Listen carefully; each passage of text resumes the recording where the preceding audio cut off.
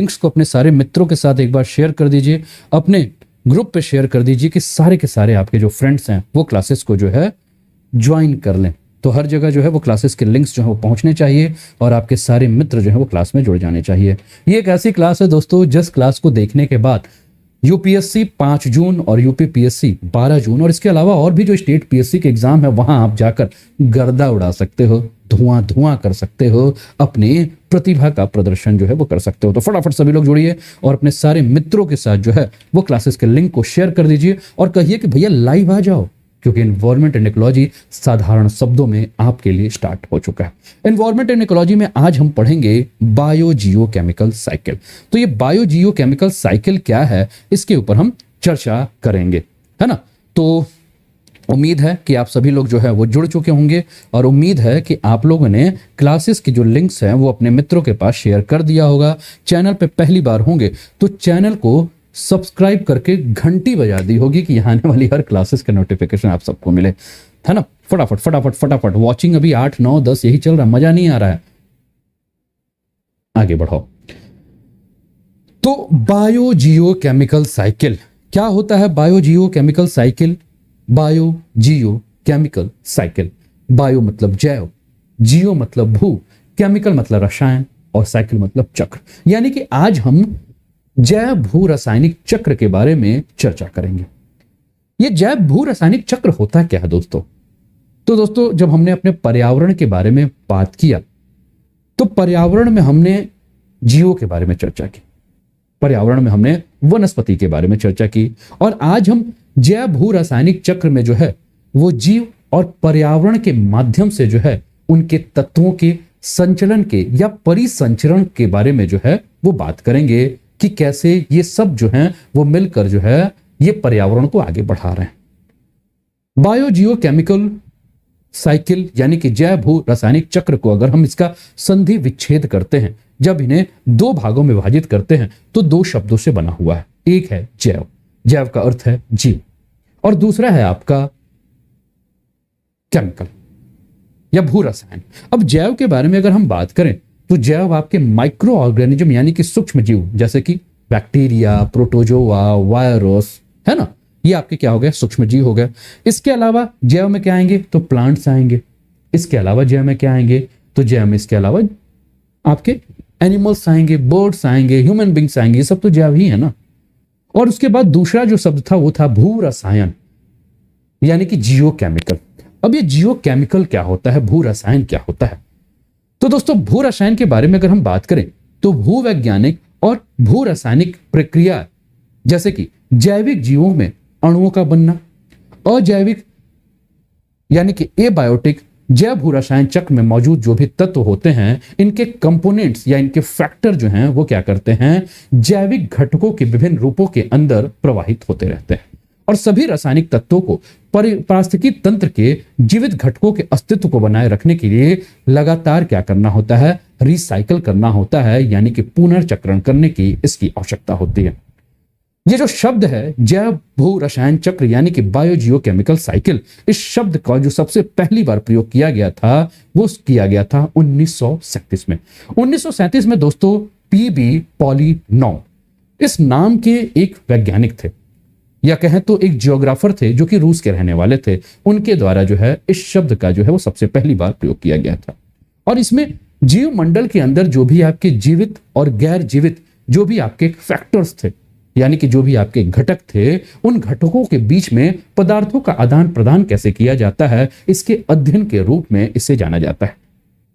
अब पारिस्थितिकी तंत्र के बारे में अगर हम बात करें, इकोसिस्टम के बारे में अगर हम बात करें दोस्तों, तो इकोसिस्टम में आपके जैविक और अजैविक घटक जो हैं इनके बीच में जो इनके तत्व होते हैं इन तत्वों का क्या है? बहुत तेजी से आदान प्रदान होता है। अब जैव भू रसायन चक्र में अगर हम बात करें यानी कि बायो जियो केमिकल साइकिल्स के बारे में अगर हम बात करें तो इसमें जो चक्र होते हैं वो दो प्रकार के चक्र होते हैं। एक होता है आपका गैसीय चक्र यानी कि गैसियस साइकिल्स, गैसीय साइकिल यानी कि carbon cycle, nitrogen cycle, sulphur cycle, ये सब आपके गैसों के चक्र होते हैं जिसके बारे में हम आज चर्चा करेंगे। दूसरा जो चक्र होता है उसको हम कहते हैं औषधि साइकिल, औषधि चक्र यानी कि सेडिमेंट्री। अब सेडिमेंट्री में अगर हम बात करें तो हम बात करेंगे रॉक्स के बारे में, हम बात करेंगे चट्टानों के बारे में। अब इनका जो वर्गीकरण किया गया है, ये वर्गीकरण आपके पार्थिव तंत्र में जो भी आपके पोषक तत्व हैं, इन पोषक तत्व के प्राथमिक स्रोत के आधार पर जो है ये वर्गीकरण जो है ये किया गया है। तो ये तो मैं एक रूपरेखा आपके सामने जो है, मैंने एक भूमिका आपके सामने खींच दी है कि हमें पढ़ना क्या है, और इसी को हम क्या करेंगे, धीरे धीरे जो है वो आगे की तरफ बढ़ाते चलेंगे, इसी को धीरे धीरे जो है हम पढ़ते चलेंगे, ठीक है ना। तो मैंने चक्रों के बारे में जब बात की तो मैंने कहा कि एक है आपका गैसियस साइकिल और दूसरा है आपका अवसादी साइकिल। मैं उम्मीद कर रहा हूं कि स्पीड आप सभी को ठीक लग रही होगी और आपको क्लासेस जो है समझ में आ रही होगी। निशी श्रीवास्तव, मिनी चौधरी, माफ कीजिएगा मीनू चौधरी, नैन्सी शर्मा, विवेक कुमार, ईशान, द्रक्षा, मयंक, रूबी, मुकुल, पंकज, अंकिता, सभी का स्वागत है, सभी का अभिनंदन है। और देखो आपके मित्र लोग आ नहीं रहे हैं, मेरे उत्साह में किसी भी प्रकार की कमी नहीं होनी चाहिए। भीड़ जो है यही मुझे उत्साह देगी, आपका साथ जो है वही मुझे उत्साह देगा। जब तक आपका प्यार मुझे, आपका विश्वास मुझे नहीं मिलेगा, तब तक मुझे मजा नहीं आएगा पढ़ाने में। और एक गुरु को उत्साह कब बनता है, जब उसके सामने उनके सारे भविष्य के अधिकारी इकट्ठा हो जाए। और मैं तो आपको बार बार कहता हूं कि आप अपने आप को जो भी देखें, मैं तो आपके अंदर एक ऐसे प्रशासनिक अधिकारी को देखता हूं जिसके अंदर इतनी क्षमता है कि वो कुछ भी कायाकल्प कर सकता है। अगर मैं आपके अंदर इस प्रशासनिक अधिकारी को ढूंढ रहा हूं, देख रहा हूं, आपके शक्तियों को भाप रहा हूं, तो आप अपने आप को क्यों नहीं भाप रहे हैं? भापिए ना, एक बार खुद को पहचानिए ना, बहुत कुछ कर सकते हैं। तो थोड़ा सा एक बार कमेंट में जय हो कर दीजिए, आपके उत्साह में कोई कमी ना हो, है ना। नेहा गौतम, इशरत जहां, वंदना कुमारी, सभी का स्वागत, सभी का अभिनंदन, ठीक है ना। तो फटाफट एक बार लिंक को घुमा दीजिए। पूरे भारत में उत्तर प्रदेश, मध्य प्रदेश, छत्तीसगढ़, राजस्थान, झारखंड, बिहार, तमिलनाडु, कुछ भी हो, हर जगह पहुंचनी चाहिए क्लास, आपके ऊपर। तो कहिए पहुंचाएंगे कि नहीं पहुंचाएंगे? पहुंचा दो यार, जब मैं क्वालिटी में कोई समझौता नहीं कर रहा हूं। और मुझे उम्मीद है कि इस प्रकार के एनवायरमेंट एंड इकोलॉजी की क्लासेस आप इतने डिटेल में यूट्यूब पे ढूंढते ढूंढते थक जाएंगे, आपको नहीं मिलेगा, गारंटी है। और इतने इजी वे में, इतने इजी लैंग्वेज में, है कि नहीं? जोश हाई है तो फटाफट एक बार जो है शेयर कर दीजिए। अब मैंने क्या बात किया, मैंने कहा दो चक्र हैं भैया, कौन कौन से? एक है आपका गैसियस साइकिल है और दूसरा जो है वो आपका सेडिमेंट्री साइकिल, गैसियस साइकिल। अब गैसियस साइकिल के बारे में अगर हम बात करें तो इस चक्र में हम क्या देख रहे हैं कि जो गैस है वो क्या है, या गैसियस स्टेज जो है वो आपका क्या है, मेन है या प्रमुख है। अब इसके अंदर जो पोषक तत्व हैं, ठीक है ना, वो पोषक तत्व आपको कहां से मिलेंगे? या तो आपको पूरा का पूरा एटमॉस्फेयर, वातावरण से मिलेंगे, या पोषक तत्व आपको कहां से मिलेंगे? ओशियंस यानी कि महासागर से आपको देखने को मिलेंगे। जैसे कि मैंने कहा ना, गैसियस साइकिल में आप कार्बन डाइऑक्साइड की साइकिल के बारे में बात करेंगे, नाइट्रोजन साइकिल के बारे में बात करेंगे, सल्फर साइकिल के बारे में बात करेंगे। और इन साइकिलों का क्या होता है, ये जो पूरी साइकिलिंग प्रक्रिया होती है, इसमें गैसों का जो प्रतिनिधित्व होता है वो प्रमुख होता है। अब ये जो गैसेस चक्र होते हैं, ये क्या करते हैं कि जो आपके तलछट वाले या जो आपके सेडिमेंट्स वाले जो आपके चक्र होते हैं, उनकी तुलना में अगर हम बात करें तो तीव्र गति से आगे की ओर बढ़ते हैं। और जीवमंडल में परिवर्तन के लिए अगर हम बात करें तो वायुमंडल जलाशय के कारण जो है ये आपके समायोजित हो जाते हैं। और औषधि साइलों के बारे में, औषधि चक्रों के बारे में, औषधि सेडिमेंट्री साइकिल के बारे में अगर हम बात करें तो इन चक्रों में अगर हम देखें तो जो भी आपके विभिन्न तत्व होते हैं, जैसे कि कार्बन, नाइट्रोजन, फॉस्फोरस, सल्फर, ठीक है ना, ये क्या करते हैं, ये आपका कम्युनिकेट करते रहते हैं, ये आपके संचारित होते रहते हैं। अब ये पोषक तत्व जो हैं, ये पोषक तत्व चट्टानों के अपक्षय के माध्यम से जो है वो लिथोस्फीयर में जो है वो आपके क्या हो जाते हैं, रिलीज हो जाते हैं। और ये तत्वों का जो मुख्य पोल है, वो पोल कहां आपको मिलता है? या तो चट्टान के अंदर मिलेंगे, जैसे चट्टानों के अंदर खनिज मिलते हैं ना, चट्टानों के अंदर नाइट्रोजन मिलेगा, चट्टानों के अंदर कार्बन मिलेगा, चट्टानों के अंदर सल्फर मिलेगा। आप कहते हैं ना कि भैया मृदा के अंदर ये सारी चीजें पाई जा रही है, ठीक है ना। तो चट्टानों में, मिट्टी में ये जो आपके खनिज यानी कि मिनरल्स मिलते हैं, ठीक है ना। अब इन खनिजों में या सेडिमेंट्स में अगर किसी भी प्रकार की बाधा हो जाती है उत्पन्न, तो ये साइकिल जो है वो क्या हो जाता है, आपका पूरा का पूरा डिस्टर्ब हो जाता है, ठीक है ना। क्यों? क्योंकि पृथ्वी के ऊपर की जो पपड़ी है, जो क्रस्ट है, वो क्रस्ट क्या होता है आपका? स्थिर होता है। ये क्या होता है आपका? इमोबिलाइज्ड नेचर का होता है, ठीक है। अभय कुशवाहा, स्वागत। तो चलिए फिर आगे बढ़ते हैं इसी क्रम में, है ना।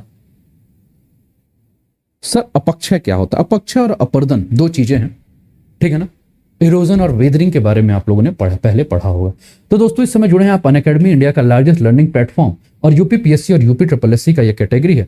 अगर आप प्लस का सब्सक्रिप्शन लेते हैं तो अनलिमिटेड लाइव और रिकॉर्डेड कोर्सेज इंडिया के बेस्ट एजुकेटर के साथ जो है वो आप देख सकते हैं। कोड क्या यूज करना है? कोड यूज करना है अनोप 10। और दोस्तों आज 28 तारीख है। आज अगर आप अनअकैडमी पर यूपीपीएससी यूपी कैटेगरी में एडमिशन लेते हैं अनोप 10 कोड के माध्यम से, नया नंबर, नया मोबाइल नंबर, और इसके माध्यम से 20% फीस में ऑफ होगा। दोस्तों ये मेरा प्रोफाइल है जो कि आपकी स्क्रीन पर दिख रहा है। तो प्रोफाइल आप देख रहे होंगे। Teaching experience more than 8 years, Mukherjee Nagar, Delhi, Prayagraj, Bhopal, Raipur, Patna, Lucknow. Mentored over 5,000 candidates for UPSC and state PSC. A lot of selected students are serving as the IAS and PCS officer in different cities of Uttar Pradesh, Bihar, Madhya Pradesh and Chhattisgarh, है ना। तो ये सारी चीजें जो हैं वो आपके स्क्रीन पर आपको जानकारी जो है दिख रही हैं। फटाफट शेयर करते रहो यार। एक बार ग्रुप में भी मैसेज कर दो कि सारे के सारे स्टूडेंट जो हैं वो जुड़ जाएं। काफी सारे जो स्टूडेंट हैं वो नहीं जुड़े हैं।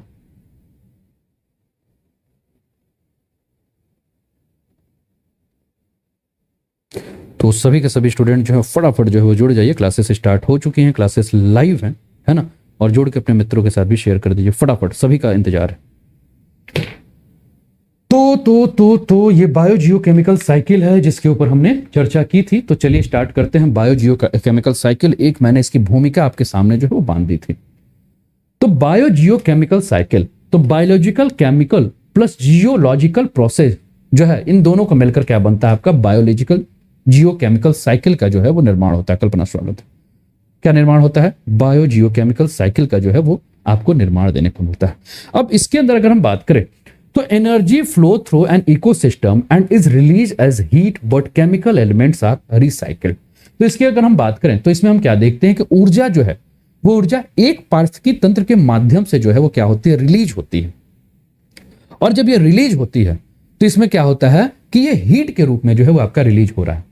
लेकिन इनका जो रासायनिक तत्व है या इनका जो केमिकल एलिमेंट्स है, उन केमिकल एलिमेंट्स की अगर हम बात करें तो फिर से क्या होता है आपका पुनर्चक्रण होता है, पुनर्नवीकरण होता है।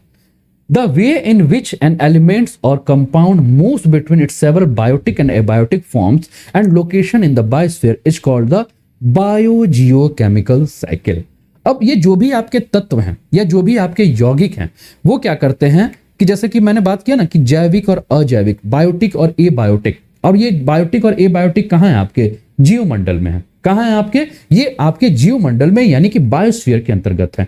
अब इनके बीच में क्या कर रहे हैं? मूव कर रहे हैं, ठीक है ना। और मूव करने के कारण क्या है? हमने कहा ना कि प्रदान होता है बायोटिक से एबायोटिक, एबायोटिक से बायोटिक, ठीक है ना। इसमें जो ये प्रदान हो रहा है, इस प्रदान के कारण जो है ये पूरा का पूरा जो चक्र का निर्माण होता है, इस चक्र को हमने क्या कहा? इस चक्र को हमने बायो जियो केमिकल साइकिल यानी कि जैव भू रासायनिक चक्र के नाम से जाना है। It is a movement of nutrition and other element between living and non living beings. अब इसमें क्या होता है कि इसमें मूवमेंट किसका होता है? इसमें गति किसकी होती है? इसमें गति होती है जो आपके जीवित और निर्जीवित जो भी प्राणी हैं उनके बीच में पोषक तत्वों का। पोषक तत्व क्या होते हैं? जीवित से जो आपके निर्जीव हैं और निर्जीव से आपके जीवित में जो है वो आपके आते हैं। The sun is the basic source of energy on which all life depends. Life on earth comprise a great variety of living organism. अब हमने पहले ही बात की है, बहुत पहले जब हम ज्योग्राफी की शुरुआत करते हैं तो ज्योग्राफी की शुरुआत में हम क्या कहते हैं? The sun is the major source of energy for universe, ठीक है ना। तो बेसिक सोर्स के बारे में अगर हम बात करें, ठीक है ना, मूल स्रोत के बारे में अगर हम बात करें तो सूर्य के द्वारा निकला हुआ जो सूर्यताप है, सूर्य के द्वारा जो निकला हुआ ऊष्मा है, सूर्य के द्वारा जो निकला हुआ ऊर्जा है, वो क्या है? हमारे जीवन के लिए जो है काफी आवश्यक है। और पृथ्वी पर अगर हम बात करें दोस्तों तो पृथ्वी पर जो विभिन्न प्रकार के आपके जो जीव हैं, ठीक है ना, इन जीवों के बीच में अगर हम क्या करें तो life on earth comprise a great variety. काफी ज्यादा अगर हम देखें तो इसमें विविधता हमें देखने को मिलती है। These living organisms exist and survive in a diversity of association. Such survival encompasses the presence of systematic flows such as the flow of energy, water and nutrition. तो इसमें अगर हम बात करें तो ये जो जीवित जीव हैं, ये जीवित जो हैं वो क्या करते हैं कि ये जितने भी आपके जीवित जीव यहाँ रह रहे हैं वो क्या करते हैं कि इन सब के साथ जो है एक एसोसिएशन, एक ग्रुप बना के, एक संघ बनाकर जो है वो रह रहे हैं। और इस तरह जो है वो अपने अस्तित्व के लिए क्या कर रहे हैं कि एनर्जी, वाटर एंड न्यूट्रिशन, ठीक है ना, इनमें जो है वो क्या हो रहा है, एक प्रणालीगत अगर हम बात करें तो प्रणालीगत हमें इसमें प्रवाह देखने को मिल रहा है। The balance of the chemical element is mentioned by a cyclic movement through the tissue of plant and animal. अब ये जो पूरा का पूरा बैलेंस या जो संतुलन बना हुआ है, ठीक है ना, ये जितने भी आपके पादप हैं या जितने भी आपके जीव हैं, इन जीव के जो टिश्यू हैं यानी कि जो उत्तक हैं, उनके माध्यम से अगर हम बात करें तो ये पूरा का पूरा चक्रीय गति यानी कि जो साइकिल बना हुआ है ये आपका निर्मित हुआ है। The cycle starts by absorbing the chemical element by the organism and is return to the air, water and soil through the decomposition. अब देखिए, अब जो भी ऑर्गेनिज्म है, चाहे वो सूक्ष्म यानी कि माइक्रो ऑर्गेनिज्म है या आपके प्लांट्स हैं, चाहे एनिमल्स है, चाहे ह्यूमन बींग्स हैं, अब ये क्या कर रहे हैं कि ये केमिकल एलिमेंट्स जो एब्जॉर्ब कर रहे हैं, अब ये केमिकल एलिमेंट फिर से क्या होता है कि डिकम्पोजिशन के माध्यम से, यानी कि ये केमिकल एलिमेंट अगर हम बात करें तो अपघटन के माध्यम से फिर से जाकर मृदा में वापस मिल जाता है। जैसे कि एक उदाहरण ले लेते हैं, मान लीजिए कि एक जानवर है, मान लीजिए एक बकरी है ना, और ये बकरी जो है, ठीक है ना, गोट मान लेते हैं, ये बकरी है। इस बकरी ने क्या किया, इसने आहार में क्या लिया, प्लांट्स को लिया, प्लांट्स के पत्तों को इसने खाया, तो प्लांट से जो भी न्यूट्रिशन है वो कहां आ गया, इस गोट के अंदर आ गया। अब गोट जो है वो मर गई, और मरने के बाद हम क्या देख रहे हैं कि इसका डिकम्पोजिशन हो रहा है, किसके द्वारा, माइक्रो ऑर्गेनिज्म के द्वारा जो है इसका विघटन हो रहा है। तो माइक्रो ऑर्गेनिज्म इसको विघटित करके कहां डाल दी, फिर से सॉइल, सॉइल से फिर से कहां आया, प्लांट्स पे आया, प्लांट से फिर कहां गया, गोट को गया, गोट से फिर कहां गया, फिर माइक्रो ऑर्गेनिज्म, और माइक्रो ऑर्गेनिज्म से फिर कहां गया, सॉइल। तो कुल मिलाकर हम क्या देख रहे हैं कि ये पूरा का पूरा जो चक्र है वो आपका चल रहा है, ठीक है ना। तो इस प्रक्रिया में हम क्या देख रहे हैं, इस प्रक्रिया में हम ये देख रहे हैं कि साइकिल में जो है वो हम क्या देख रहे हैं कि आपका जो भी रासायनिक चक्र के अंदर हम क्या देख रहे हैं कि जो भी आपका हवा, पानी या मिट्टी जो है वो मतलब जो भी आपके न्यूट्रिशन है वो वापस क्या हो जाते हैं, आ जाते हैं। This cycle are largely energised by the solar insulation. There are two type of biogeochemical cycle. अब इसके बारे में अगर हम बात करें तो ये साइकिल जो है, अगर हम बात करें तो इसको ऊर्जा कहां से मिलती है, तो इसके ऊर्जा का जो प्रमुख स्रोत है वो क्या है, आपका सूर्य है। सूर्य के द्वारा या सूर्यताप के द्वारा, इंसुलेशन के द्वारा जो है उसको क्या मिलती है, ऊर्जा मिलती है। और इसको आगे चलकर अगर हम बात करें तो आगे इसको हम क्या करते हैं, दो भागों में हम विभाजित कर सकते हैं। दो आपका बायोजियोकेमिकल साइकिल होता है, जिसपे अभी हमने थोड़ी देर पहले जब हमने इंट्रो दिया था तो इस पर हमने चर्चा की थी, याद आ रहा है? कोई दिक्कत तो नहीं हो रही किसी को, बताइएगा। गुंजन शर्मा, साधना शर्मा, यामिनी, सभी का स्वागत, सभी का अभिनंदन। लाइक शेयर करते रहिए, अपने सारे मित्रों तक पहुंचाते चलिए। और आपको ठीक लग रहा है कि जिस क्लास में 70, 80, 75, 90 तक जो है वॉचिंग पहुंच गई थी, उस क्लास में आज वॉचिंग 30-32 हो, आपको ठीक लग रहा है? यहां हाथ रख के बताइएगा, ठीक लग रहा है? नहीं लग रहा है ना? अच्छा नहीं लग रहा है तो शेयर करना चाहिए, व्हाट्सएप पे, फेसबुक पे, टेलीग्राम पे, मित्र को, इधर मित्र को, उधर मित्र को, सबको शेयर करिए, शेयर कीजिए। क्लासेस की क्वालिटी मेंटेन है और इसी क्वालिटी को मैं अभी भी लिख दे रहा हूं, डेट टाइम सब कुछ नोट कर लीजिए। 5 जून को आपको हूबहू पेपर देखने को मिलेगा। क्यों? क्योंकि मैं कुछ छोड़ ही नहीं रहा हूं। मैं उन सारे टॉपिक्स को जो है मैं इंक्लूड कर रहा हूं कि आपके एग्जामिनेशन हॉल में 5 जून यानी कि आईएएस का पेपर, 12 जून को भी आपको सब कुछ देखने को मिलेगा। कहां? यूपी पीसीएस का पेपर, या इसके अलावा और भी स्टेट पीएससी, अगर बिहार पीसीएस दे रहे हैं, एमपी पीएससी दे रहे हैं, छत्तीसगढ़ पीएससी दे रहे हैं, या अन्य जो भी पीएससी दे रहे हैं, वहां भी आपको देखने को मिलेगा। क्यों? क्योंकि कुछ छूट ही नहीं रहा है। हम उन सारी चीजों पर चर्चा कर रहे हैं जो कि एग्जाम के लिए इंपॉर्टेंट है ना। फिर से हम अपने टॉपिक पर आ जाते हैं। तो मैंने क्या कहा कि जो ये बायोजियोकेमिकल साइकिल है 2 प्रकार के हैं, और इसके ऊपर हम जब क्लास की स्टार्टिंग कर रहे थे और क्लासेस को जब इंट्रोड्यूस कर रहे थे तो उस पर भी हमने आपके साथ बात किया था, ठीक है ना।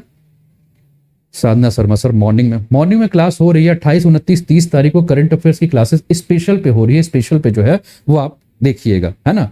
ग्रुप पे मैं उसका लिंक जो है वो शेयर कर रहा हूं, ठीक है। अभी जो 8-15 पे क्लास हो रही है वो इन्वायरमेंट की क्लास हो रही है, जिसमें हमारा उद्देश्य है कि 20 से 25 मई तक जो है वो आपका इन्वायरमेंट जो है वो पूरा कंप्लीट कर दिया जाए कि आपके एग्जाम में एक भी क्वेश्चन जो है आपसे छूटे नहीं।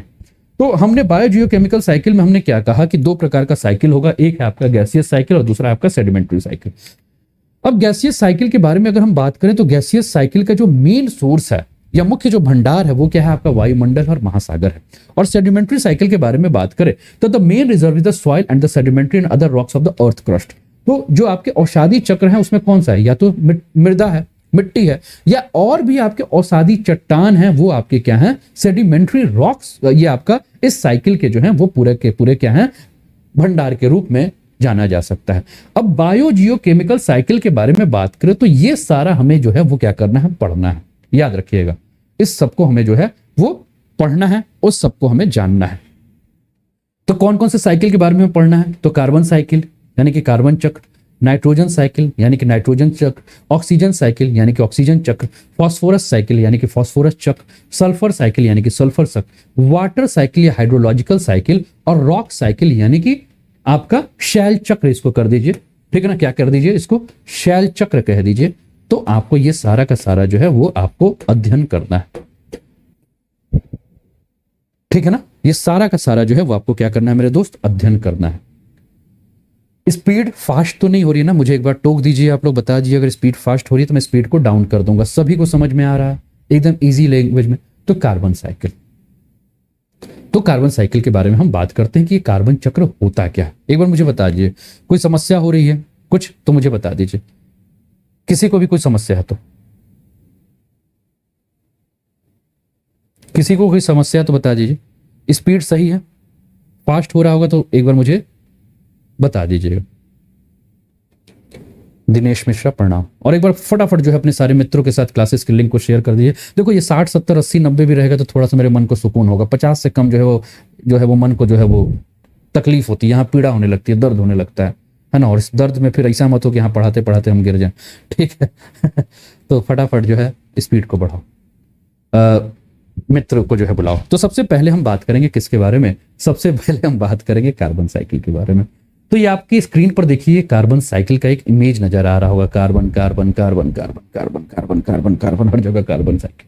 ये कार्बन चक्र है क्या? तो कार्बन साइकिल के बारे में अगर हम बात करें दोस्तों, तो कार्बन साइकिल जो है वो आपका जियो केमिकल साइकिल यानी कि जैव रासायनिक चक्र का, जिसके द्वारा पृथ्वी के जैव मंडल, स्वास्थ्य आपका स्थल मंडल और जल मंडल और वायुमंडल के बीच में जो है वो क्या करता है, कार्बन का आदान प्रदान इसके माध्यम से किया जाता है। अब कार्बन के जो भी आपके कार्बनिक यौगिक हैं, इन कार्बनिक यौगिक का जो मूल घटक है वो क्या है, आपका कार्बन है ना। यानी कि कार्बन के बारे में अगर हम बात करें तो कार्बन क्या है, सभी कार्बनिक यौगिकों का जो है वो मूल घटक है। और जीवन के वजह, अगर मान लीजिए कोई जीव है, कोई भी एक जीव है, तो उस जीव की अगर हम बात करें तो उसका अगर टोटल वेट जो है, जो भी है, जैसे कि मान लीजिए आप में से किसी का वजन जो है 100 किलो है, मेरी बात को समझिएगा, तो आपकी बॉडी में 49 किलो जो है वो कार्बन देखने को मिलेगा। यानी कि किसी भी जीव के शरीर की अगर हम बात करें तो उसके शरीर में 49% जो तत्व है, उस तत्व को बनाने में योगदान किसका है, उस तत्व को बनाने में योगदान कार्बन का, ठीक है ना। अब इस कार्बन के बारे में अगर हम बात करें दोस्तों, तो हमारे वायुमंडल में जो कार्बन की उपलब्धता है वो कितनी है, हमारे वायुमंडल में कार्बन की जो उपलब्धता है वो, यानी कि एटमॉस्फेयर में the presence of carbon in our atmosphere is 0.032%। इसी के आसपास एक बार चेक कर लीजिएगा कितना है, 0.032% के आसपास जो है वो आपका कार्बन हमारे एटमॉस्फेयर में जो है वो पाया जाता है। अब इस कार्बन के बारे में अगर हम बात करें तो हम क्लास 6 से पढ़ते आ रहे हैं, साइंस की जब बुक उठाओगे, कि carbon is useful for the process of photosynthesis, है ना। यही आप बात करते हो कि कार्बन जो है वो क्या करता है, फोटोसिंथेसिस यानी कि प्रकाश संश्लेषण की प्रक्रिया में जो है वो क्या करता है, मदद करता है, सहयोगी करता है, यही पढ़ते हो। और प्रकाश संश्लेषण की प्रक्रिया के माध्यम से, ठीक है ना, bye the process of photosynthesis क्या होता है कि ऊर्जा का जो, यानी कि एनर्जी को जो है वो क्या किया जाता है, कार्बन को जो एनर्जी है ना, यानी कि ऊर्जा के रूप में अगर हम बात करें तो कार्बन को क्या किया जाता है, फिक्स किया जाता है।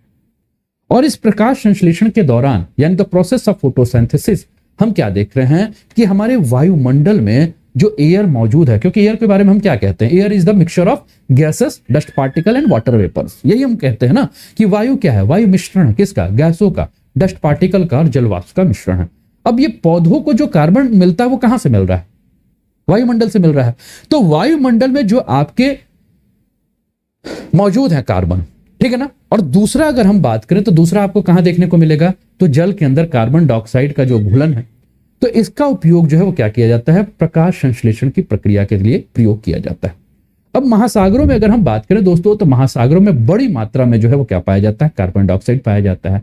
और वातावरण की तुलना में अगर हम बात करें, यानी कि अपने वायुमंडल या एटमॉस्फेयर की तुलना में अगर हम बात करें, तो 50% से अधिक कार्बन डाइऑक्साइड हमें कहां देखने को मिलता है, ओशियंस में देखने को मिलता है, महासागर में देखने को मिलता है। अब जितने भी जीवित प्राणी, ठीक है ना, इन जीवित प्राणी में अगर हम बात करें तो मृत कार्बनिक पदार्थ और जीवाश्म जमाव जो है वो कार्बन का जो है वो प्रमुख जो है वो क्या है, आपका सोर्स है, ठीक है ना। और प्रमुख सोर्स क्या है, कार्बन डाइऑक्साइड का, ठीक है ना। तो कार्बन डाइऑक्साइड हमें कहां देखने को मिल रहा है, वायुमंडल में भी देखने को मिल रहा है, एटमॉस्फेयर में भी देखने को मिल रहा है, और आपको ओशियंस यानी कि महासागर में भी जो है वो देखने को मिल रहा है। बहुत बढ़िया, 40-41 बढ़ाओ और बढ़ा दो, ठीक है ना। चलिए, तो फिर से हम आ जाते हैं कार्बन साइकिल, कार्बन चक्र के ऊपर। और अभी तक तो हम ऐसे भूमिका बंधा रहे थे क्योंकि इमेज काफी सुंदर था, तो मैंने कहा कि चलो भैया कुछ कथा बांचे देते हैं, है ना। अब मास्टर साहब कथा बांचे तो अच्छा है ना, और मुझे उम्मीद है कि आपको इजी वे में समझ में आ रहा होगा। नहीं समझ में आ रहा तो कमेंट कर दो कि सर नहीं समझ में आ रहा है, और इजी कर दीजिए, हम और इजी कर देंगे, ठीक है ना। लाइक शेयर भी करते रहिएगा। ये लाइक कोई 100 पहुंच सकता है क्या?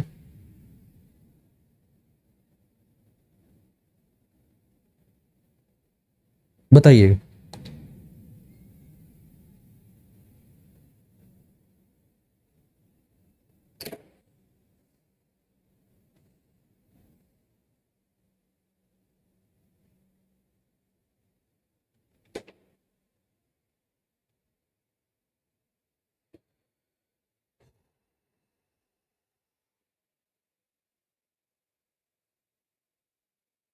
ठीक है, चलें, ठीक है ना। नीलेश त्रिपाठी, कार्बन 0.03 से कथा ज्यादा जो रही है उससे ज्यादा समझ आता है ठीक है, सूर्यदीप, यस सर, ठीक है। चलिए, तो कार्बन चक्र के बारे में, तो carbon is a minor constitute of the atmosphere as compare to oxygen and nitrogen, ठीक है ना। तो कार्बन के बारे में अगर हम बात करें तो हम क्या कह रहे हैं कि ऑक्सीजन और नाइट्रोजन की तुलना में जो कार्बन है वो हमें हमारे वायुमंडल में अगर हम बात करें, ठीक है ना, लाइक भी कर दो, है ना। मतलब आपस में आप लोग को चलते रहना है, 100 का आंकड़ा जो पहुंचाते रहना है, ठीक है ना। तो हमने क्या कहा कि carbon is a minor constitute of the atmosphere as compare to oxygen and nitrogen. तो ऑक्सीजन और नाइट्रोजन की तुलना में अगर हम कार्बन के बारे में अगर हम बात करें तो वायुमंडल में क्या है, एक मामूली घटक है जिसके बारे में हमने कितना बात किया था, 0.032%, एक और जीरो लगा दो, 0.0032% के आसपास हमें देखने को मिलता है, ठीक है ना, थोड़ा फास्ट, ठीक है ना। तो इसके अलावा अगर हम बात करें तो without carbon dioxide life could not exist because it is a vital for the production of carbohydrates through the photosynthesis by plants। तो कार्बन के बिना अगर हम सोचें कि कार्बन, जैसे आप लोग कहते हैं ना कार्बन जो है वो दुश्मन गैस है, कार्बन डाइऑक्साइड की मात्रा जो है वो बढ़ना नहीं चाहिए, लेकिन आपको पता है कि जीवन को जीने के लिए कार्बन डाइऑक्साइड की भी आवश्यकता है। क्यों? क्योंकि कार्बन डाइऑक्साइड अगर नहीं रहेगा तो प्लांट फोटोसिंथेसिस की प्रक्रिया करेंगे कैसे, और कार्बन डाइऑक्साइड अगर नहीं रहेगा, प्लांट फोटोसिंथेसिस की प्रक्रिया करेंगे नहीं, तो कार्बोहाइड्रेट्स के उत्पादन कैसे होंगे। तो देखो, जीवन में हर कोई डकैत और हर कोई विलन नहीं होता है, उसके कुछ अच्छे गुण होते हैं, है ना। तो कार्बन को जो आप लोग डकैत गैस के नाम से जानते होगे ना, तो कार्बन को डकैत गैस की जगह पे जो है ये भी कहा करो कि कार्बन जो है वो क्या है, हमारे लिए इंपॉर्टेंट भी है। तो आज से कान पकड़ लीजिए, कार्बन को कभी भी गंदा नहीं बोलोगे, कार्बन इंपॉर्टेंट है, ठीक है। अब carbon is present in the atmosphere mainly in the form of carbon dioxide. अब कार्बन जो हमारे एटमॉस्फेयर यानी कि हमारे वायुमंडल में वो किसमें है, कार्बन डाइऑक्साइड के रूप में हमें देखने को मिलता है, ठीक है। तो मैंने कहा कि फोटोसिंथेसिस की प्रक्रिया में जो है ये क्या, प्लांट्स के द्वारा इसको लिया जाता है, और प्लांट जब फोटोसिंथेसिस की प्रक्रिया में इस कार्बन का यूज करती है तो क्या करती है, कार्बोहाइड्रेट्स के प्रोडक्शन में जो है वो हेल्पफुल होती है। आई होप कि ये जो आपको इस टाइप के जो इमेजेस दिख रहे हैं, जो वीडियो वाले थोड़े से इमेजेस दिख रहे हैं, ठीक है ना, तो ये भी आपको इजी, तो आप देख रहे होंगे किस प्रकार से आपको CO के बॉन्ड यानी कि कार्बन डाइऑक्साइड के, जिसमें आपको ऑक्सीजन के 2 और 1 कार्बन का आपको दिख रहा होगा, तो ये किस प्रकार से जो है वो क्या कर रहे हैं, प्लांट के द्वारा प्रयोग किए जा रहे हैं, है ना, फोटोसिंथेसिस की प्रक्रिया में, ठीक है ना। तो ये थोड़ा सा इंटरेस्टिंग जो है वो आपको देखने में लग रहा हो। अब कार्बन साइकिल के बारे में अगर हम बात करें तो carbon cycle involves a continuous exchange of carbon between the atmosphere and organism. अब कार्बन साइकिल की अगर हम बात करें, कार्बन चक्र के बारे में बात करें, तो हमारे वायुमंडल और जीवों के बीच में जो है ये क्या करता है कि कार्बन का निरंतर आदान प्रदान करता रहता है, ठीक है ना। Carbon from the atmosphere moves to green plants by the process of photosynthesis and then to the animal. अब क्या होता है कि जैसे फिर वही मैं बकरी वाला एग्जांपल ले लेता हूं, है ना, या बकरी की जगह आप आपका अपना एग्जांपल ले लेते हैं ना, कि मान लीजिए कि कोई आपके हरे भरे घास के पौधे हैं, ठीक है, और जैसे होते हैं ना शाकाहारी, अब मांसाहारियों का क्या बोले, शाकाहारी पे आते हैं, तो मान लीजिए कि प्लांट्स जो है, मान लीजिए पालक उलक है ना, अब उसको आप क्या कर रहे हैं, प्रयोग कर रहे हैं। अब पालक कार्बन डाइऑक्साइड का प्रोसेस हुआ, ये हुआ, अब उसके बाद आपने उसको क्या कर लिया, यूज कर लिया, खा पी लिया, जानवर है घास पत्ता जो है वो खा रहे हैं। तो प्रकाश संश्लेषण की प्रक्रिया के द्वारा वायुमंडल से जो है वो कार्बन तो जो है वो हरे पौधे ले रहे हैं, उसके बाद जब उसको आप खा रहे हैं तो आपके अंदर जो है वो कार्बन के रूप में जो पहुंच जा रहा है। तो आप क्या देख रहे हैं कि किस प्रकार से एबायोटिक प्रोसेस, एयर क्या है आपका, एबायोटिक कंपोनेंट्स है ना, और एबायोटिक से यानी कि अजैविक घटक से आप जैविक हैं, आपके अंदर जो है वो क्या देख रहे हैं, न्यूट्रिशन जो है वो आपका घूम रहा है, ठीक है ना। सरसों का साग, दिनेश मिश्रा कह रहे हैं 2030 तक शून्य करने का लक्ष्य है, फोटोसिंथेसिस कैसे होगा। अरे शून्य करने का मतलब है कि जो एक मात्रा होती है उससे अधिक ना हो। शून्य करने का मतलब ये थोड़ी कि एटमॉस्फेयर में पेड़ पौधों को कहोगे "ए, पेड़ कल से वादे", तुम्हारे बगल में जो पीपल का पेड़ होगा या नीम का पेड़ होगा उसको ये थोड़ी आगे कहोगे कल से सांस मत लेना, काट दे वो तो का, है ना, इलाहाबादी लैंग्वेज में, है ना, ठीक है ना, काट दे वो थोड़ी कहोगे भैया जाके उसको, ठीक है। तो एक जो नॉर्मल होना चाहिए, एक जो मात्रा होना चाहिए उससे ज्यादा नहीं होना चाहिए, क्योंकि उसके डिसएडवांटेज है, ठीक है ना, ठीक है। By process of respiration and decomposition of dead organic matter it returns to the atmosphere, it is usually short term cycle, ठीक है ना। तो प्रोसेस आपके फोटोसिंथेसिस की प्रक्रिया के द्वारा जो है वो क्या हो रहा है कि आपके जो मृत कार्बनिक पदार्थों के श्वसन और अपघटन की प्रक्रिया के द्वारा ये फिर से हम क्या देख रहे हैं कि वायुमंडल में आ जाता है। आप ले रहे हैं, उसके बाद आप क्या ले रहे हैं, ऑक्सीजन, कार्बन डाइऑक्साइड। तो ये पूरा प्रोसेस जो आपको दिख रहा है। फिर मान लीजिए कि कभी सत्य है ना, सत्य वाले प्रोसेस हो जाए, तो सत्य ये वाली जो प्रोसेस हो जाएगा तो उसमें हमें क्या होगा, ठीक है ना। अब ऐसा तो नहीं है ना कि सत्य, तो फिर उसके बाद आप डिकम्पोज हो जाएंगे, है ना। जैसे कुछ धर्मों में देखा जाता है कि मिट्टी में जो है वो क्या कर दिया जाता है, दफना दिया जाता है। तो फिर उसके बाद वही माइक्रो ऑर्गेनिज्म होंगे, उसको क्या करेंगे, विघटित करेंगे फिर से, ठीक है। तो ये पूरा का पूरा चक्र जो है वो चलता रहता है। आप अपने पेड़ को क्या कह रहे हैं, कार्बन डाइऑक्साइड दे रहे हैं तो वो आपको ऑक्सीजन दे रहा है। तो देखिए लेन देन का प्रक्रिया हर जगह चल रहा है ना, बिना लेन देन कुछ नहीं होता है। तो लेते रहिए, देते रहिए। अब यहां भी आपको क्या करना होगा, गुरु से ज्ञान लेते रहिए, सिलेक्शन देते रहिए, तब ये प्रक्रिया चलती रहेगी। और इस प्रक्रिया को हम क्या कहेंगे, इस प्रक्रिया को हम सिलेक्शन साइकिल कहेंगे, है ना। गुरु ने यहां से ज्ञान दिया और स्टूडेंट ने वहां से रिजल्ट दिया, ठीक है। अब पता चला गुरु यहां से ज्ञान सही से दे नहीं रहे, स्टूडेंट वहां से रिजल्ट दे ही नहीं रहे, तो चक्र तो खत्म हो जाएगा। और पता चला कि गुरु ज्ञान तो दे रहे हैं, स्टूडेंट जो पढ़ने में मन ही नहीं लगा रहा, तो भी चक्र खत्म हो जाएगा। तो चक्र बनाए रखिए, ठीक है ना। जीवन में भी चक्र आपको जो है वो बनाए रखना है, तभी जो है वो पूरा जो है वो चलने वाला है, ठीक है ना। तो गिव एंड टेक का रिलेशन, बिल्कुल। Some carbon also enter a long term cycle, it's accumulates as undecomposed organic matter in the peaty layers of marshy soil or as insoluble carbonates in the bottom sediments of aquatic system which take a long time to release। अब देखिए हमने जो बात किया, तो मान लीजिए हमने क्या कहा कि हमने कहा कि जो डेड और डिकेड प्लांट्स हैं वो क्या हो रहे हैं, उनका डिकम्पोजिशन हो रहा है, उनका विघटन हो रहा है, आपके जो भी मृत जो पदार्थ हैं, और वहां से हमें कार्बन मिल रहा है। लेकिन बहुत सारे ऐसे मृत पदार्थ हैं जिनका डिकम्पोजिशन जो है वो होने में बहुत लंबा समय लगता है। जैसे कि आपका स्वैम्पी यानी कि दलदली क्षेत्र हो गया, मार्ची क्षेत्र हो गया, या कुछ ऐसे पदार्थ होते हैं जिनका विघटन होने में बहुत समय लग जाता है। तो इस प्रकार अगर हम देखें तो ये पदार्थ को हम क्या कह सकते हैं कि ये पदार्थ जो है वो क्या है आपका, ये पदार्थ बहुत लंबा यानी कि दीर्घकालिक चक्र के अंदर जो है वो आपका चला गया है ना। इसके बारे में हम बात कर सकते हैं कि एक ऐसा इनसॉल्युबल आपका जो है वो कार्बन साइकिल बन चुका है जिसको करने में जो है वो काफी ज्यादा, ठीक है ना, उतने ज्यादा जो है वो हम क्या कहें कि समय, मतलब हम क्या कहें तो उतना ज्यादा आपका मैक्सिमम जो है समय लग रहा है। Depend in deep ocean such carbon can remain buried for millions of year till geological movement में lift this rocks above the sea level. अब हम क्या देख रहे हैं कि महासागरों के अंदर, हमने कहा ना कि या तो एक्वाटिक एरिया में अगर आपके कोई मृत पदार्थ है तो उसको विघटित होने में जो है वो काफी समय लग रहा है। तो मान लीजिए कि कोई ऐसा पदार्थ है जो कि आपके महासागर के काफी नीचे गर्त में है, जो कि डिकम्पोज आपका क्या हो रहा है, मृत हो गया है, ठीक है ना। अब उसको डिकम्पोज होने में जो है वो क्या हो रहा है कि काफी समय लग रहा है, ठीक है ना। तो इस प्रकार की जो आपकी प्रक्रिया होती है उसको हम क्या कहेंगे, लॉन्ग टर्म साइकिल के रूप में जो है इसको हम जानेंगे। These rockies may be exposed to erosion, releasing their carbon dioxide, carbonates and bicarbonates into streams of river। ठीक है ना, तो ये सारी चीजें हैं। इसके अलावा अगर हम बात करें जैसे कि फॉसिल फ्यूल्स हो, जैसे coal, oil and natural gas are the organic compound that were buried before they could be decompose and were subsequently transferred by time and geological process into fossil fuels. अब जैसे कि मान लीजिए कि fossil fuels हो, जैसे कि आपका कोयला हो गया, तेल हो गया, नेचुरल गैस हो गया, अब ये आपके कार्बनिक यौगिक हैं, ठीक है ना, जिनको हम क्या कहें कि विघटित होने से पहले इन्होंने क्या किया कि इनको ये आपके मृदा के अंदर या चट्टानों के अंदर जो है वो दब गया, और दबने के बाद क्या हुआ, काफी समय के बाद जो आपकी भूवैज्ञानिक प्रक्रिया हुई, और भूवैज्ञानिक प्रक्रिया के द्वारा क्या है, ये आपके जियोलॉजिकल प्रोसेस के द्वारा जो है वो फॉसिल्स में जो है वो आपके चेंज हो गए।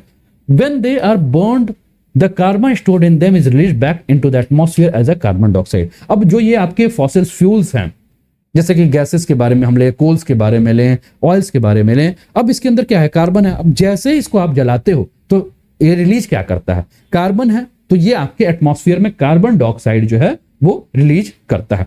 चलिए एक क्वेश्चन है आपके स्क्रीन पर, आइए इस क्वेश्चन को देखिए और बताइए आंसर क्या होगा। कंसीडर द फॉलोइंग, निम्नलिखित पर विचार करें।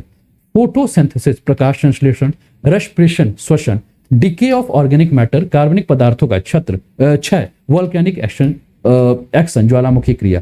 विच of the above add carbon dioxide the carbon cycle on earth. इसमें से कौन सी प्रक्रिया जो है वो क्या करेगी कि कार्बन डाइऑक्साइड को जो है वो ऐड करेगी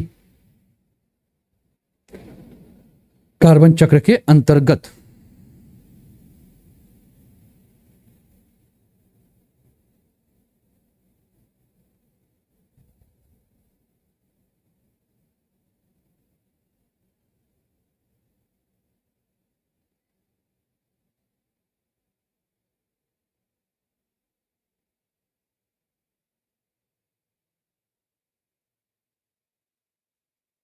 जल्दी बताइए।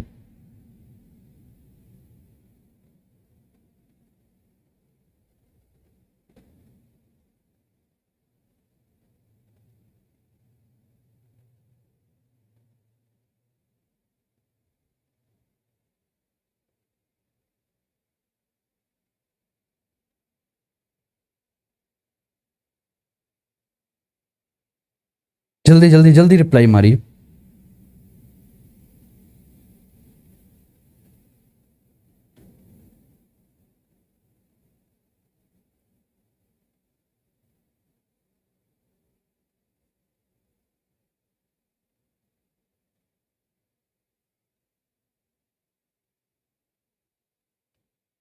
समझ में आ रहा है सभी को?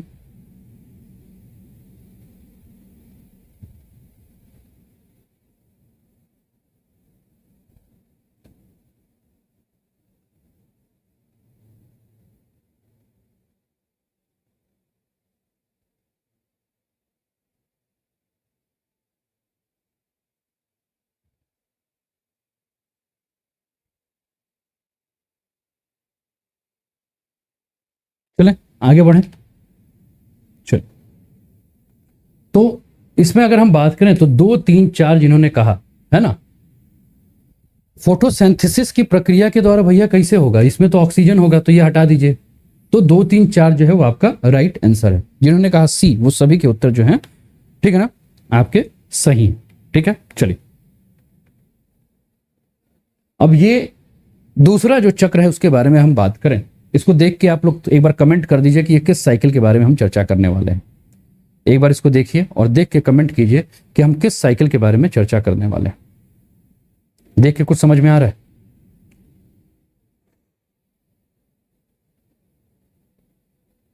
बताइएगा, देख के कुछ समझ में आ रहा है? कौन सा अगला साइकिल है? Nitrogen cycle. बहुत बढ़िया रुचि। साक्षी अवस्थी, वर्षा नहीं, नहीं वर्षा नहीं। तो फटाफट शेयर भी रुचि, अपने सारे फ्रेंड्स जो हैं उनको भी आप शेयर कर दो। अलका रानी नाइट्रोजन साइकिल, बिल्कुल बहुत बढ़िया बहुत बढ़िया बहुत बढ़िया, शानदार जानदार जबरदस्त जिंदाबाद। तो नाइट्रोजन चक्र के बारे में, नाइट्रोजन साइकिल के बारे में हम चर्चा करेंगे। अब नाइट्रोजन, एमिनो एसिड का नाम सुना है, प्रोटीन का नाम सुना है, ठीक है ना, सब सुना होगा। अब इसमें से आप ही में से कोई ऐसा होगा, मान लो बिजली बिजली तड़प रही है, धड़ धड़ धड़ धड़ धड़ कांप रहा है। तो नाइट्रोजन चक्र के बारे में हम बात करें तो चलिए हाथ जोड़ लीजिए, सत्यनारायण भगवान की कथा थोड़ी देर के लिए सुनते हैं, उसके बाद फिर से पढ़ना शुरू करते हैं। तो हाथ जोड़ लीजिए सभी लोग, शुरू करते हैं सत्यनारायण भगवान की कथा, नाइट्रोजन चक्र, नाइट्रोजन साइकिल। तो नाइट्रोजन के बारे में अगर हम बात करें दोस्तों, तो नाइट्रोजन जो है वो क्या है, आपके वायुमंडल का एक महत्वपूर्ण तत्व है।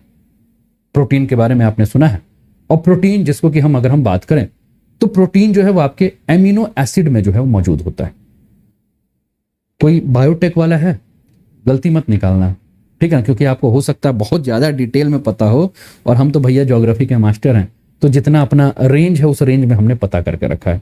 लेकिन अगर कुछ होगा तो कृपया करके जोड़ दीजिएगा, है ना, बता दीजिएगा, और बढ़िया होगा तो कमेंट बढ़िया कर दीजिएगा कि हाँ सर, मतलब ज्योग्राफी का मास्टर जो है वो क्या कर सकता है, ठीक ठाक पढ़ा ले रहा है, ठीक है ना। प्रोटीन का कच्चा माल एमिनो एसिड। चलिए, तो मैंने कहा कि नाइट्रोजन जो है वो क्या है, आपका जो है वो है एक प्रमुख तत्व है, कहाँ, हमारे वायुमंडल में। अब जो प्रोटीन होता है, जिस प्रोटीन में हमने बात किया कि प्रोटीन आपका एमिनो एसिड में मौजूद होता है, और न्यूक्लिक एसिड जैसे कि डीएनए और आरएनए का नाम आपने सुना होगा, है ना। तो डीएनए और आरएनए में अगर हम बात करें तो नाइट्रोजन के जो बेस होते हैं वो आपको मौजूद देखने को मिलता है, ठीक है ना। तो कुल मिलाकर अगर हम बात करें तो नाइट्रोजन जो है वो आपका जो डीएनए और आरएनए है उसका एक बहुत बड़े हिस्से का निर्माण करता है। और नाइट्रोजन का सबसे बड़ा जो भंडार है वो भंडार हमें कहां देखने को मिलता है, हमारे वायुमंडल में देखने को मिलता है। आप देखेंगे कि हमारे वायुमंडल में नाइट्रोजन का हिस्सा कितना है, 78% है। लेकिन जानते हो दोस्तों, इसमें खास क्या बात है कि इस नाइट्रोजन को चाहे ह्यूमन बीइंग हो, चाहे एनिमल्स हो, चाहे प्लांट्स हो, वो सीधे ग्रहण नहीं कर सकते, अत्यधिक मात्रा में है, और अत्यधिक मात्रा में होने के बाद भी हम इसको डायरेक्ट नहीं ले सकते। 78% के आसपास हमारे पूरे वायुमंडल में किसका है हिस्सा, नाइट्रोजन का हिस्सा हमें देखने को मिलता है, ठीक है ना।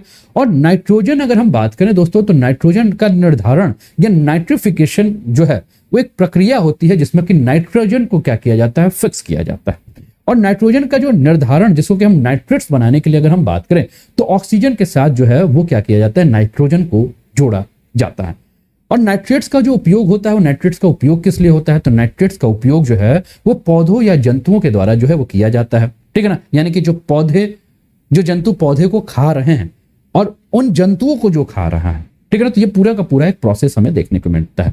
अब नाइट्रोजन जो है वो हमारी मृदा या फलियों की जड़ों में जो है वो मौजूद होते हैं, और मुक्त नाइट्रोजन फिक्सिंग बैक्टीरिया, जिसको कि आप क्या कहते हैं, राइजोबियम के नाम से भी जानते हैं, ठीक है ना। या इसके अलावा अगर हम बात करें तो उर्वरक के मदद से अगर हम बात करें तो इसको क्या किया जाता है, नाइट्रोजन फिक्सेशन का काम किया जाता है, ठीक है ना। तो ये नाइट्रोजन के बारे में जो है वो हम बात कर रहे हैं, और एक बार इसको और भी थोड़ा सा आगे बढ़ने का देखते हैं। तो आप देख रहे हैं कि ये आपका नाइट्रोजन फिक्सिंग बैक्टीरिया, ठीक है ना, डीनाइट्रिफिकेशन किया जा रहा है, ठीक है। इसके अलावा ये गैया है, गौ माता है, ठीक है ना, बढ़िया बढ़िया काम कर रही है यहाँ, ये सारा चीज देख रहा है। तो नाइट्रोजन साइकिल के बारे में अगर हम बात करें तो हम क्या कह सकते हैं, it part from carbon, hydrogen and oxygen, nitrogen is the most prevalent element in our atmosphere, ठीक है ना। तो इसके बारे में हम बात करें तो हम क्या कह सकते हैं कि apart from carbon, hydrogen and oxygen, nitrogen is the most prevalent element in living organism.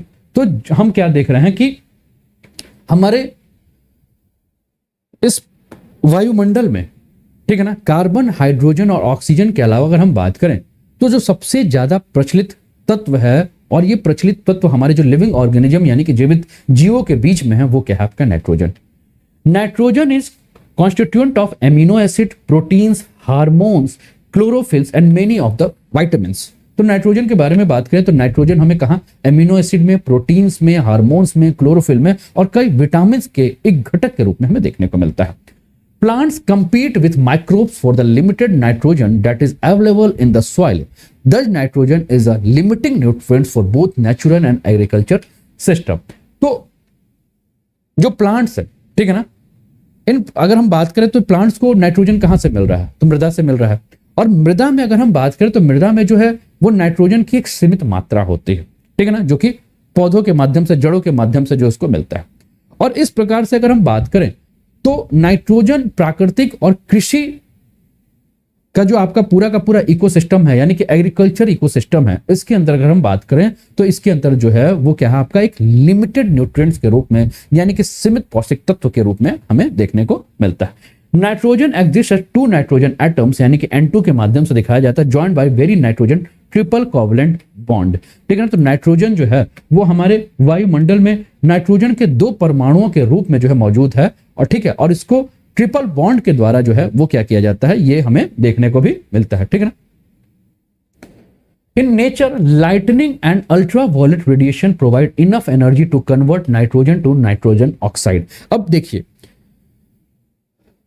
Nitrogen को नाइट्रोजन ऑक्साइड के अंतर्गत चेंज करने के लिए अगर हम बात करें, यानी कि N2 को आपका N2O में चेंज करने की बात करें, तो हम क्या कर सकते हैं कि जो बिजली चमकती है, जिसको कि हम तड़ित झंझा कहते हैं, है ना, लाइटनिंग का जो प्रोसेस होता है, और दूसरा हम क्या देखते हैं, सूर्य के द्वारा जो अल्ट्रावायलेट रेज आती हैं, ये दोनों जब नाइट्रोजन के साथ टकराती हैं तो उसको किस में चेंज करती हैं, इसको नाइट्रोजन ऑक्साइड के रूप में जो है वो चेंज करते हैं।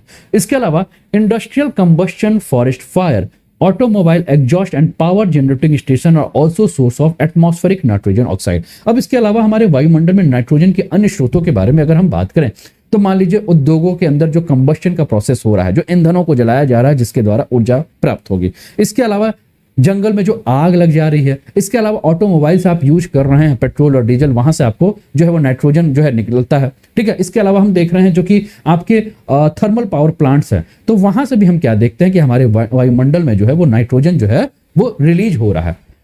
इसके अलावा एक प्रक्रिया है नाइट्रोजन फिक्सिंग की प्रक्रिया, नाइट्रोजन का जो है स्थिरीकरण की प्रक्रिया। अब नाइट्रोजन की फिक्सेशन की प्रक्रिया होती है, इसमें नाइट्रोजन को जो है वो अमोनिया के साथ जो है स्थिरीकरण के बारे में बात कर रहे हैं। और there is an inexhaustible supply of nitrogen in atmosphere, but the element from can not be used directly by most of living organism. ठीक है ना, तो वायुमंडल में जो है इसके बारे में बात करें तो हम जान रहे हैं कि बहुत ज्यादा नाइट्रोजन है, 78% के आसपास नाइट्रोजन है, लेकिन कोई भी जीव जो है वो इस नाइट्रोजन का सीधे तरह से जो है उसका प्रयोग नहीं कर पाता है। ठीक है ना, तो इसको प्रयोग करने के लिए आवश्यकता क्या है, तो प्रयोग करने के लिए नाइट्रोजन के फिक्सेशन की आवश्यकता है, नाइट्रोजन के स्थिरीकरण की आवश्यकता है। और नाइट्रोजन के स्थिरीकरण का मतलब यह है कि पौधों के द्वारा इस नाइट्रोजन को पहले क्या किया जाएगा, ग्रहण किया जाएगा, और ग्रहण करने के बाद जो है इस नाइट्रोजन को नाइट्रेट्स, अमोनिया या आपका नाइट्राइड के अंदर जो है वो परिवर्तित किया जाएगा। Nitrogen fixation on earth is accomplished in 3 different ways. ठीक है ना, तो पृथ्वी पर जो नाइट्रोजन के स्थिरीकरण की जो प्रक्रिया है वो 3 तरीकों से जो है की जाती है। सबसे पहला जो होता है वो होता है माइक्रो ऑर्गेनिज्म के द्वारा। ठीक है ना, और ये माइक्रो ऑर्गेनिज्म क्या होंगे या सूक्ष्म जीव कौन से होंगे, तो या तो बैक्टीरिया होंगे या ब्लू ग्रीन एल्गे होंगे। ठीक है ना, तो नीले हरे सवाल या बैक्टीरिया के द्वारा जो है वो क्या किया जाएगा, नाइट्रोजन फिक्सेशन की जो है वो प्रक्रिया की जाएगी। सभी को समझ में आ रहा है ना, कोई दिक्कत तो नहीं है, बता दीजिएगा। ठीक है ना, तो आपके नीले हरे सवाल यानी कि ब्लू ग्रीन एल्गे और बैक्टीरिया के द्वारा जो है माइक्रो ऑर्गेनिज्म यानी सूक्ष्म जीवों के द्वारा नाइट्रोजन स्थिरीकरण की प्रक्रिया है। दूसरी अगर हम बात करें दोस्तों, तो एक जो प्रोसेस है, जैसा कि फर्टिलाइजर्स बनाने वाली, उर्वरक बनाने वाली कंपनियों में हम क्या देखते हैं कि मानव के द्वारा जो है वो क्या किया जाता है कि उर्वरक कारखानों में जो है औद्योगिक प्रक्रिया के द्वारा, इंडस्ट्रियल प्रोसेस के द्वारा जो है वो नाइट्रोजन के स्थिरीकरण यानी कि नाइट्रोजन फिक्सेशन की प्रक्रिया हमें देखने को मिलती है। इसके अलावा अगर हम बात करें तो अभी थोड़ी देर पहले हमने क्या बात किया था कि आपके अल्ट्रावायलेट रेज से या दूसरा थंडरिंग की प्रोसेस जो होती है, जो चमकता है, बिजली चमकता है, इसके माध्यम से भी हम क्या देखते हैं कि नाइट्रोजन जो है वो फिक्सेशन की प्रक्रिया हमें देखने को मिलती है। Certain microorganisms are capable of fixing atmospheric nitrogen into ammonia and ammonium ions। अब कुछ सूक्ष्म जीव ऐसे होते हैं, वो क्या करते हैं कि वायुमंडल में जो नाइट्रोजन मिल रहा है उस नाइट्रोजन को अमोनिया के रूप में या अमोनियम के आयन में जो है वो फिक्सेशन करने की प्रक्रिया करते हैं। अमोनिया के बारे में अगर हम बात करें तो ammonia is a molecule consisting of nitrogen and hydrogen, while ammonium is an ion of ammonia that is form by accepting A hydrogen ions. अब 2 चीजों के बारे में हमने बात किया, एक हमने बात किया एमोनिया जिसको कि NH3 के माध्यम से बताया जाता है, और अमोनियम आयन जिसको NH4+ के माध्यम से जो है ये बताया गया। तो अमोनिया या अमोनियम आयंस के बारे में अगर हम बात करें तो हमने क्या बात किया कि नाइट्रोजन और हाइड्रोजन से बना हुआ क्या है आपका, ये एक बॉन्ड के रूप में है। ठीक है ना, एक अणु है। ठीक है ना, ये किसका बना हुआ है, अमोनिया इज अ मॉलिक्यूल्स, एक अणु है जो कि नाइट्रोजन और हाइड्रोजन का बॉन्ड है। ठीक है, लेकिन अगर वही हम अमोनियम के बारे में अगर हम बात करें तो अमोनियम क्या है? अमोनियम एक आयन है जो कि क्या कर रहा है, हाइड्रोजन के आयंस को जो है वो एक्सेप्ट कर रहा है, जिसके द्वारा आपका इसका निर्माण हमें देखने को मिलता है। The enzymes nitrogens which is capable of nitrogen reduction is present exclusively in prokaryote, such microbes is called N2 fixers। तो कुछ आपके एंजाइम्स हैं जो कि क्या करते हैं, नाइट्रोजन को क्या करते हैं, कम करने के रूप में जो है वो काम करते हैं, और इसको N2 फिक्सर्स के रूप में जाना जाता है। ठीक है, इसके अलावा अगर हम बात करेंगे तो free living nitrogen fixing bacteria जो है, ठीक है ना, ये आपके इसके एग्जाम्पल हैं। एजोटोबैक्टर जो है इसके एग्जाम्पल है, ये सारे कुछ इसके एग्जाम्पल हैं। ये नाइट्रोजन फिक्सेशन की प्रक्रिया आपको दिख रही होगी, आप देखिए आपके स्क्रीन पर ये दिख रहा होगा, एक तरफ प्लांट्स दिख रहे हैं, दूसरे तरफ सॉइल दिख रहे हैं, ये राइजोबियम दिख रहा है, ऊपर आप देख रहे हैं कि बिजली चमक रही है, और आपकी जो नाइट्रोजन है वो क्या हो रहा है, बिजली चमकने के कारण इसका नाइट्रोजन का फिक्सेशन हुआ है, उसके बाद ये सीधे आपके कहाँ पहुंचे हैं, सॉइल में आ रहे हैं और प्लांट्स को जो है वो आपको मिल रहे हैं। ये प्रक्रिया भी आप देख रहे हैं, ठीक है ना। तो ये सारी प्रक्रिया जो है वो आप देख रहे हैं। अगला जो है नाइट्रिफिकेशन अमोनिया टू नाइट्रेट्स। तो अमोनिया का जो है वो नाइट्रेट्स में जो नाइट्रिफिकेशन है, इसके बारे में अगर हम बात करें तो ammonium ions can be directly taken up a source of nitrogen by some plants, ठीक है ना। तो आपके जो कुछ पौधों के द्वारा अगर हम बात करें तो अमोनिया को क्या करता है कि जो प्लांट्स होता है वो सीधे नाइट्रोजन के स्रोत के रूप में जो है वो ग्रहण कर लेता है, ठीक है ना। इसके अलावा अगर हम बात करें तो कुछ प्लांट जो है वो क्या करते हैं कि जो नाइट्रेट्स हैं उनको क्या है कि ऑक्सीकरण की प्रक्रिया के द्वारा जो है वो अवशोषित करते हैं।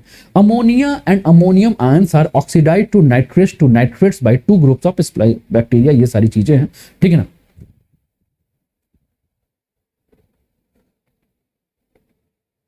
ठीक है, तो ये कुछ प्रोसेस था आपका कार्बन साइकिल और नाइट्रोजन साइकिल का। तो आज बस इतना ही तक रहने देते हैं, कल हम लोग इसके जस्ट आगे की साइकिल पर चर्चा करेंगे, ठीक है। तो उम्मीद करता हूं कि आप लोग को पसंद आया होगा। जो स्टूडेंट रिकॉर्डिंग में इस सेशन को देख रहेंगे वो रिकॉर्डिंग में इसका फीडबैक जो है जरूर दे दीजिएगा। अगर आपको लगे कि इसमें कुछ और भी सुधार की आवश्यकता है, ठीक है, या स्पीड सही था आज का, मुझे बता दीजिएगा, या कुछ गुंजाइश आपको लगे तो कृपया करके मुझे जरूर सजेस्ट कीजिएगा, ठीक है। दोस्तों अनअकैडमी पे आप जुड़े हैं। अनअकैडमी का लर्निंग ऐप अगर आपके मोबाइल में नहीं है तो फटाफट अनअकैडमी का लर्निंग ऐप डाउनलोड कर लीजिए, अपने मोबाइल नंबर और ईमेल आईडी से रजिस्टर्ड कर लीजिए। मैनेज गोल पर यूपीपीएससी पे चले जाइए, मुझे सर्च कर लीजिए अनूप उपाध्याय नाम से, और सर्च करके आप क्या कर सकते हैं, मुझे फॉलो कर सकते हैं, जिससे कि जो भी मेरी पेड और फ्री क्लास है इसका आप लाभ उठा सकते हैं। कोड आपको क्या याद रखना है, कोड अनूप 10 का याद रखना है, और इस कोड के माध्यम से आप अगर आज, ठीक है, प्रक्रिया भी करते हैं, सॉरी माफ कीजिएगा, प्रक्रिया नहीं, आज सब्सक्रिप्शन लेते हैं रात को 12 बजे से पहले तो आपको 20% ऑफ मिलेगा। ध्यान रखिएगा नए मोबाइल नंबर और नए ईमेल आईडी का ही प्रयोग करना है। इसके अलावा अनअकैडमी के एडवांटेज क्या है, any time anywhere live recorded session देख सकते हैं। अपॉर्चुनिटी है इंडिया के बेस्ट एजुकेटर इन्फ्लुएंसर से क्लासेस करने की, मल्टीपल कॉरेस्पॉन्डेंस कोर्सेज का लाभ उठा सकते हैं। Workshop, study session, master classes है, अनलिमिटेड क्विजेस है, स्टडी मटेरियल पीडीएफ फॉर्मेट में है, multiple light out click session है, कॉम्बो ऑफर, इसका भी लाभ उठा सकते हैं। अनअकैडमी गोल 20% ऑफ चल रहा है, इसका लाभ उठाइएगा, ठीक है ना। ये एक बैच जो है वो 27 अप्रैल से जो है स्टार्ट हो चुका है, इसका आप लाभ उठाइएगा, जिसमें मेरी वर्ल्ड ज्योग्राफी की क्लासेस हैं। इसके अलावा ये जो और भी एजुकेटर हैं इनका भी आप कर सकते हैं। इसके अलावा ये अभ्यास बैच है, इसका ये भी एक बैच है, ये भी कुछ बैचेस हैं, इसका भी आप लाभ उठा सकते हैं। ये कुछ बैचेस हैं, इसका आप लाभ उठा सकते हैं। इसके अलावा यूपी ट्रिपल सी वीडियो की अगर कोई तैयारी करने वाले आपके मित्र हैं तो उनको आप सजेस्ट, ठीक है ना, 10 है इसका आप। इसके अलावा अगर आप अनअकैडमी पे यूपी टोक दिया करो, यूपी पुलिस कांस्टेबल की तैयारी कर सकते हैं 3 महीने, 6 महीने, 12 महीने पे। कोड आपको जो यूज करना है वो कोड क्या है, अनूप 10 है, इसका आप, ठीक है ना, लाभ उठा सकते हैं। इसके अलावा अगर आप अनअकैडमी पे यूपी पीएससी और यूपी ट्रिपल एससी का प्लस सब्सक्रिप्शन लेते हो तो यूपी पीएससी अपर, लोअर पीसीएस, आरओआर और यूपीएसआई, यूपी ट्रिपल एससी पे लेखपाल बी और ऑप्शनल कोर्स का लाभ उठाएंगे। फी स्ट्रक्चर आपको दिख रहा है। देखिए बहुत सारे ऐसे स्टूडेंट होंगे आपके बीच में जो आईएएस की तैयारी करना चाह रहे हैं। देखो मेरा सजेशन है कि अगर आपके पास बहुत पैसे नहीं हैं लेकिन फिर भी सपने आपके ऊंचे हैं तो पैसे के चलते अपने सपनों को जो है वो बांधिए मत, अपने पंखों को फड़फड़ाइए, है ना, गगन में उड़ जाइए। 24 महीने की फीस मात्र 15,000 है, 12 महीने की 10,299, 6 महीने की 8,399, 3 महीने की 4,699 और 1 महीने का 1,700 है। लेकिन जैसे ही आप कोड लगा दो भैया अनूप 10, आज 12 बजे से पहले लगा दो तो 20% ऑफ है, नहीं तो कल से तो 10% ऑफ है ही, ठीक है। तो इसका आप लाभ उठा सकते हैं। गोल पता ही है, ठीक है ना। इसके अलावा यूपी पीएससी यूपी सेशन है कल, जैसे करंट अफेयर्स की क्लासेस सुबह 8 बजे आपको इसी पे मिलेगी। ठीक है। उसके बाद 11 बजे आपको एमसीक्यू, ये मान लीजिए करंट अफेयर्स मिल रहा है आपको। एमसीक्यू है प्रीवियस ईयर क्वेश्चन सारे सब्जेक्ट्स के विथ एक्सप्लेनेशन। और शाम को 4 बजे जो है ना वो ज्योग्राफी का जो है वो जो प्लस का क्लास है उसमें जो छूटे हुए टॉपिक हैं उसको हम कवर कर रहे हैं। तो कोड यूज करके, अनूप 10 कोड यूज करके आप फ्री स्पेशल क्लासेस भी देख सकते हो। ये गोल है। और अभी तक वीडियो को लाइक नहीं किया तो लाइक